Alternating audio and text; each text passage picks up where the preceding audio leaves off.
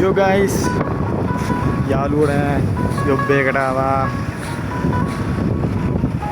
දැන් ඉතින් යාළුවෝ නැතුව තනියෙන් තමයි ඉන්නේ මේ දවල් බ්‍රේක් එකේ ආවා මොනවා හරි කන්න ගන්න කියලා. වත්තේම කන්නත් බෑ වගේ දැන් අපි සුපර් මාකට් එකට ගිහින් මොනවා හරි අරගෙන ආයිමත් එකමඩේෂන් එකට යම් බලන්න. සෙට් එක නැතුව ටිකක් පාළුයි හැබැයි. අපි බලමු මොකද වෙන්නේ කියලා ඉස්සරහට.